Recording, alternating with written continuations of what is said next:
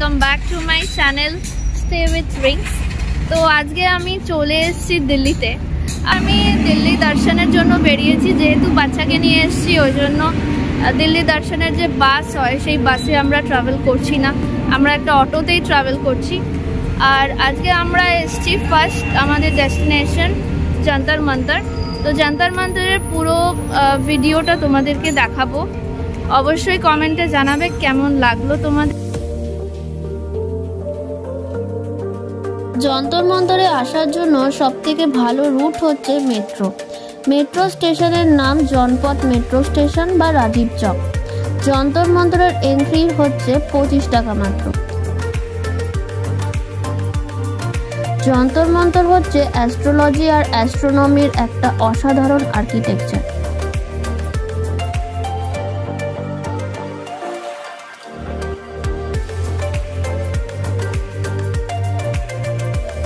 এটি বানিয়েছিলেন জয়পুরের রাজা দ্বিতীয় জয়সিং।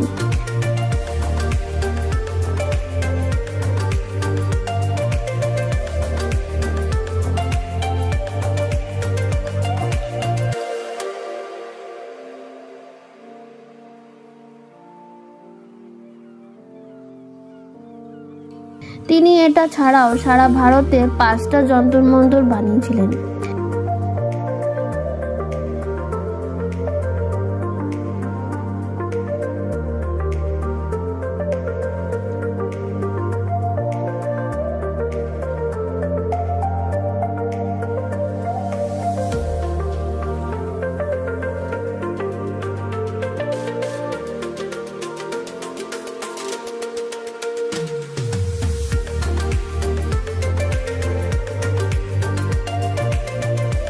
এই মান মন্দিরটির প্রাথমিক উদ্দেশ্য ছিল জ্যোতির্বিদ্যার সারণী সংকলন করা এবং সূর্য, চাঁদ এবং গ্রহের সময় ও গতিবিধির পূর্বাভাস দেওয়া।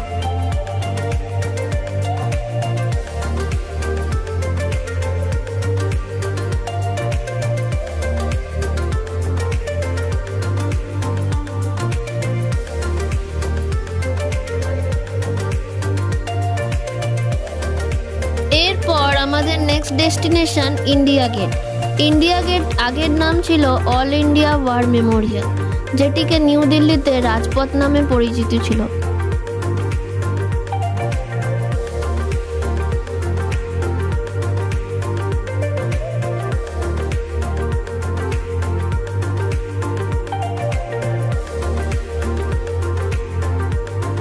এটি 1914 থেকে 1921 সালের মধ্যে প্রথম বিশ্বযুদ্ধ, France, Mesopotamia, Paris, south Africa এবং নিকটবর্তী দূরপ্রাচ্যের অন্যান্য স্থানে এবং তৃতীয় বিশ্বযুদ্ধে ভারতীয় সেনাবাহিনীর 84,000 সৈন্যের স্মৃতিচিহ্ন হিসাবে দাঁড়িয়ে আছে।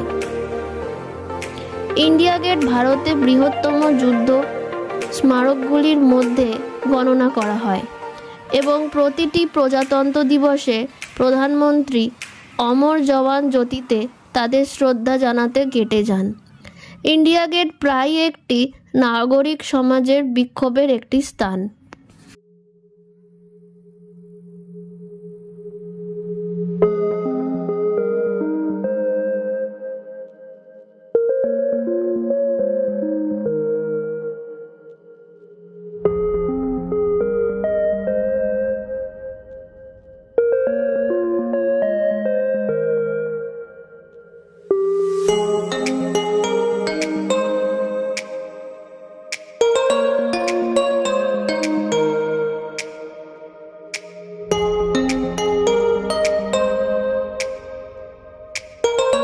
এর পরের ডেস্টিনেশন আমাদের কুতুব মিনার।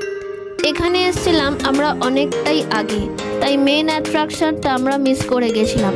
তাই তোমাদের বলছি, দিল্লিতে আসলে এই কুতুব মিনার আর ইন্ডিয়া গেট সবার শেষে ভিজিট করবে, কারণ দিল্লির মেন অ্যাট্রাকশনগুলোর মধ্যে সবকটাই কিন্তু বিকেল 5টা থেকে 5:30টার মধ্যে বন্ধ হয়ে যায়, কিন্তু এই কুতুব মিনার আর ইন্ডিয়া গেট রাত 9টা অবধি খোলা থাকে।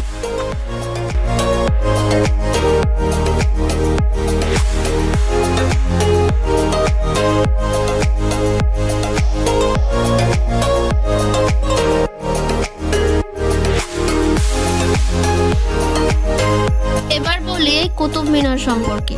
এই কুতুব মিনার লাল বেলে পাথর দিয়ে বানানো, যার উচ্চতা 238 ফুট।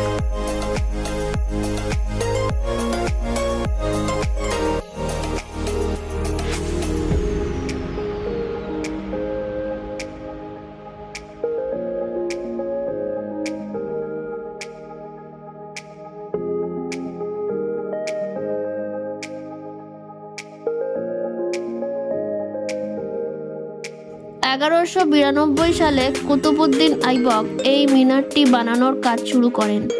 এরপর তার জামাতা ইলতুৎমিশের রাজত্বের সময় এই কাজটি শেষ হয়।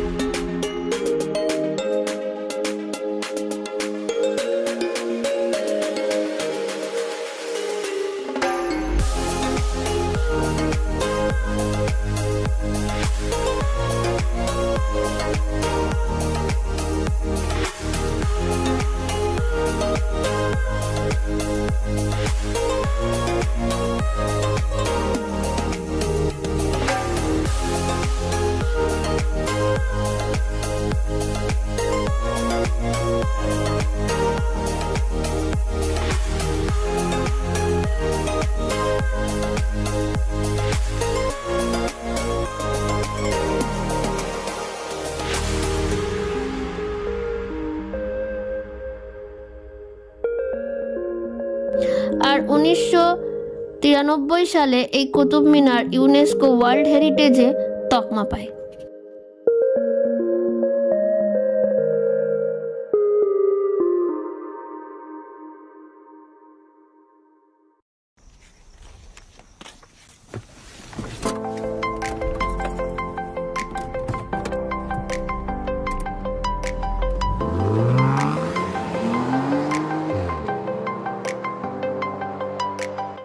এবারে চলে এসেছি লালকেল্লা। দিল্লিতে যতগুলো ট্যুরিস্ট স্পট আছে সেগুলো সবকটা ASI মানে আর্কিওলজিক্যাল সার্ভে অফ ইন্ডিয়ার আন্ডারে।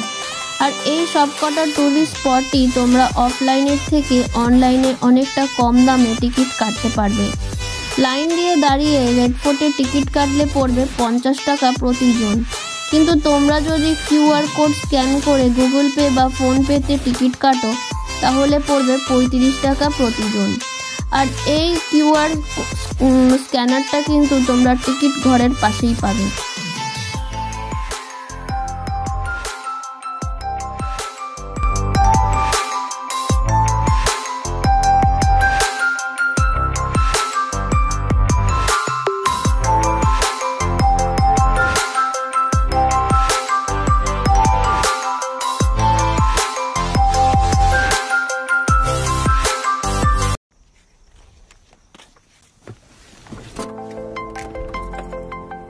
শাহজাহান মুঘল রাজা এই রেড ফোর্ট আজ থেকে প্রায় 400 বছর আগে এটি বানানোর কাজ শুরু করেছিলেন 1638 সালে, আর বানানোর কাজ শেষ হয়েছিল 1648 সালে।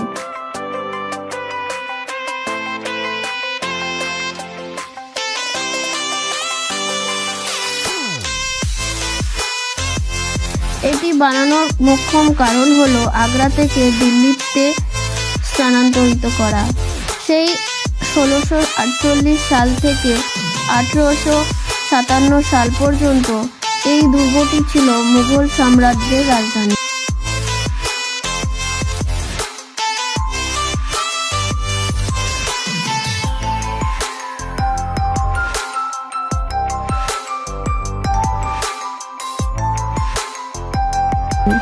আর এখানে বসবাসকারী শেষ মুঘল সম্রাট ছিলেন দ্বিতীয় বাহাদুর শাহ। এরপর দুর্গটি চলে গেছিল ব্রিটিশদের হাতে এবং 1947 পর্যন্ত ওরা এই দুর্গটিকে একটি সামরিক ক্যাম্প হিসাবে ব্যবহার করত।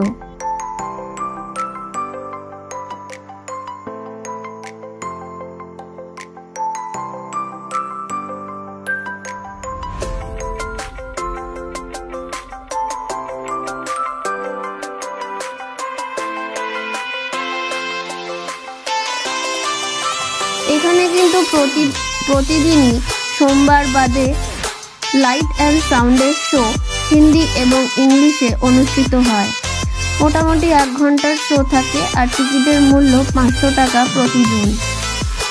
আর 2007 সালে এই রেড ফোর্টটি ইউনেস্কো ওয়ার্ল্ড হেরিটেজের নামে তকমা পায়।